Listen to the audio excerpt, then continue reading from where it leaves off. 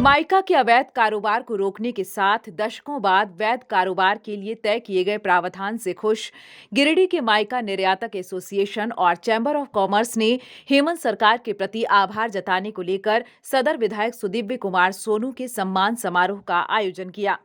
रविवार को शहर के वृंदावन होटल में आयोजित सम्मान समारोह के दौरान माइका निर्यातक एसोसिएशन के अशोक जैन, राजेंद्र बागेडिया, राजेश छापरिया, चैम्बर के निर्मल झुंझुनवाला भी शामिल हुए। समारोह में गिरिडीह और कोडरमा के कई निर्यातक शामिल हुए। इस दौरान सदर विधायक सोनू का सम्मान शॉल उड़ाकर और बुके देकर किया गया। समारोह की शुरुआत देश की स्वर कोकिला लता मंगेशकर को श्रद्धांजलि देकर की गई। मौके पर सदर विधायक सोनू ने कहा कि ये अफसोस जाहिर करने वाली बात रही कि इस प्राकृतिक अपशिष्ट पदार्थ का वन भूमि रहने के कारण समस्या का समाधान नहीं हो पा रहा था।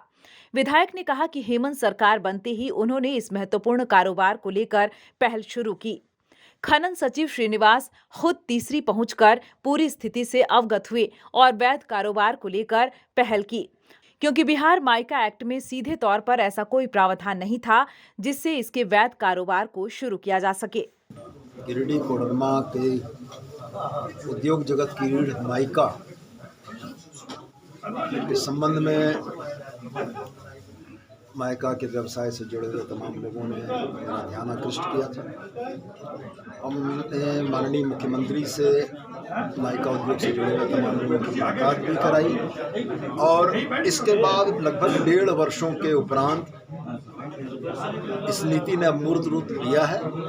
माननीय मुख्यमंत्री के द्वारा 3 फरवरी को इस पर सहमति प्रदान कर दी गई है और आगामी कैबिनेट की बैठक में ये पॉलिसी आ जाएगी और मुझे बड़ी उम्मीद इस बात की है कि गिरिडीह कोडरमा में इस व्यवसाय से जुड़े हुए 50,000 लोगों के रोजगार को बेहतर करने का एक रास्ता प्रशस्त होगा और गिरिडीह की जो रौनक माइका के चलते थी उसको भी वापस लौटाने में हम कामयाब रहेंगे। बता दें कि माइका के वैध कारोबार को लेकर जहां एक तरफ भाजपा सरकार नाकाम रही थी, वहीं दूसरी तरफ सदर विधायक सोनू पिछले 2 सालों से इसके अवैध कारोबार को वैध कराने को लेकर लगातार प्रयासरत थे।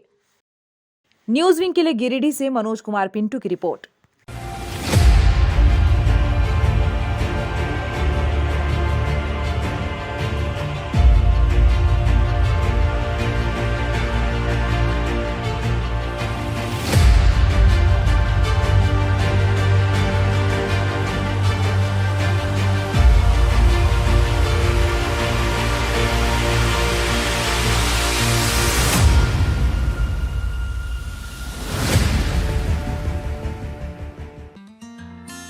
Giridih is a small place, and we have like very less facilities in terms of education and this kind of infrastructure.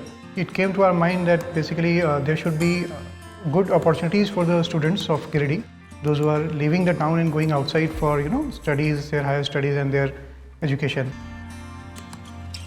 I wanted my son to start with the coding classes, so I researched it online. I got through all the reviews and everything. Then I got in touch with the White Hat representatives and I was very happy with the progress and all how he was doing.